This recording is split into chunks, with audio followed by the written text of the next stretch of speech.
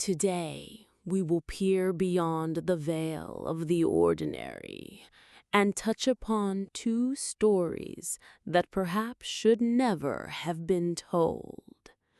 Lock your doors, dim the lights, and make sure you are truly alone, because after what you hear, you may not be certain of anything. Warning. Content may be disturbing. The last message. Mike leads an ordinary life, but one evening he receives a strange message from an unknown number. A gray cat is sitting on the windowsill. You forgot to close the window. He looks around. Indeed, his cat is sitting on the windowsill, and the window is ajar. Mike puts it down to coincidence or someone's prank. The messages keep coming. At first, they are harmless, but very accurate. You should drink some coffee. You look tired. A low, even, ominous voice with a slight echo.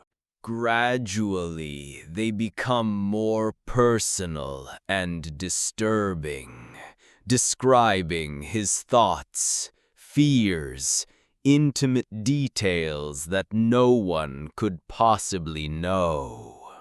You're thinking about her, aren't you?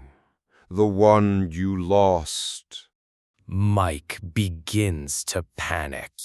He blocks the number, but messages arrive from a new one, different each time. He changes his phone, but even that doesn't help. A feeling of constant surveillance haunts him. The shadows in the corridors of his apartment seem deeper. The flickering lights in the windows of neighboring houses suspicious. He feels that he is not alone, even when he is in an empty room. He checks the door locks 10 times, puts covers on his webcams, and draws the curtains, trying to create a barrier between himself and this invisible stalker. But the messages become more ominous. We know where you live. We are already inside. He rushes around the apartment, trying to find some sign of a break-in, but all doors and windows are locked. He begins to doubt his sanity. One night, Mike, exhausted by insomnia and paranoia, finally falls asleep. In the morning, he wakes up to his phone vibrating. A new message. He opens it. It's a photograph. It's of him, sleeping in his bed. The shot was taken from inside his bedroom. Mike's eyes widen in horror. He slowly raises his head and looks at the ceiling. The camera slowly descends from the ceiling, as if someone had held it above Mike's bed. A slow, ominous movement, showing every corner of the room, every shadow. No one is there. An empty room. But the feeling of presence doesn't disappear. It becomes all-encompassing. Mike's phone rings. He looks at the screen. Unknown caller. He doesn't answer. He understands that this will never end. This isn't a physical stalking. This is something much deeper. Something that has penetrated his very essence, his thoughts, his home, and has now become a part of him. The Cursed Forest on Old Maps. Four friends, fascinated by urban legends and abandoned places, find a yellowed, tattered map of the area from the early 17th century in the dusty attic of an old antique shop. Among the usual markings, they notice something strange. A vast forest distinctly labeled Forest of Oblivion, absent from all modern maps. Curiosity and a thirst for adventure, especially for Maria, drive them to investigate this anomaly. Maria, rummaging through old things, finds the map. She shows it to her friends. Alex is initially skeptical. Ben chuckles, but Sarah sees something captivating in it. They compare the map with modern ones, confirming the forest's absence. Maria suggests they go and find this place. Alex, albeit reluctantly, agrees. The friends prepare for the expedition. Backpacks, supplies, GPS navigators. They drive to the supposed location where the forest should be. The closer they get, the wilder the terrain becomes. The last few miles require them to walk along an overgrown path. They reach the boundary where, according to the map, the forest should begin. Instead of an ordinary thicket, a wall of unusually tall, old trees with bizarrely intertwined branches rises before them. More detached, creating a sense of a lost soul. As they approach, they notice the air growing colder, and the silence more deafening. The sounds of a normal forest, birds singing, wind rustling, are absent. Only a mysterious rustling of leaves and strange crackling sounds.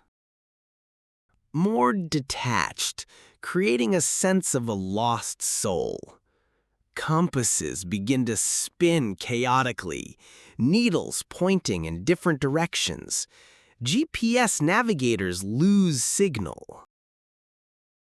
More detached, creating a sense of a lost soul. Strange visions and sounds. Sarah begins to see blurry shadows flickering between the trees. She hears whispers calling her name, but her friends notice nothing.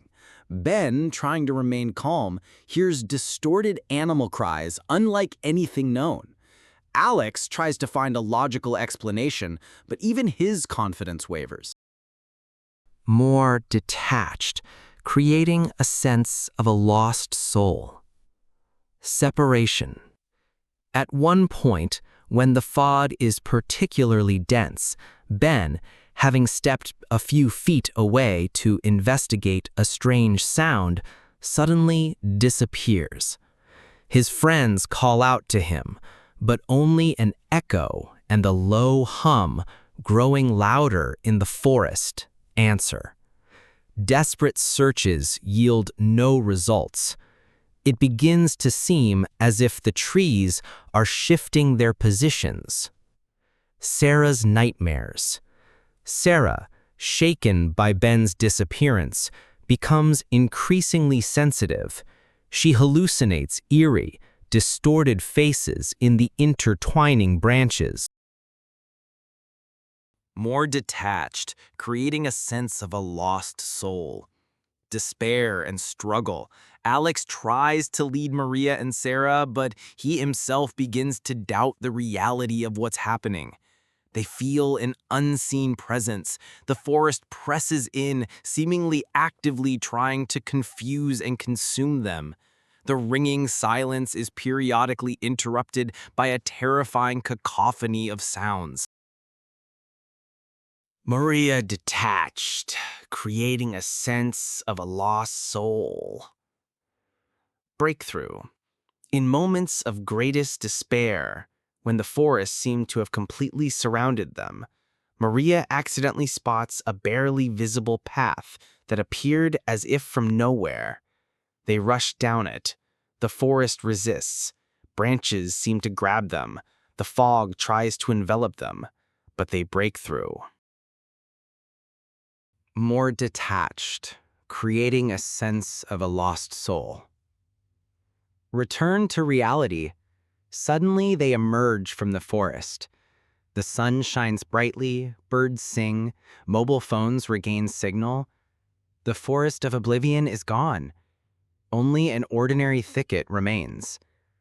They try to look back, but behind them is only a dense, normal forest. No signs of the anomaly. The friends return home, but they are no longer the same. Ben is never found.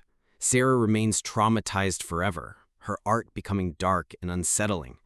Alex loses his rationality, tormented by nightmares. Marie is obsessed with finding answers, trying to understand what curse the Forgotten Forest holds and why it's not on maps.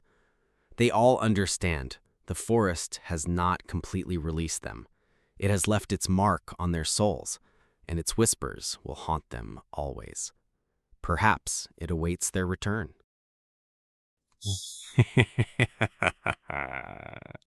Good night. Don't forget to subscribe to the channel.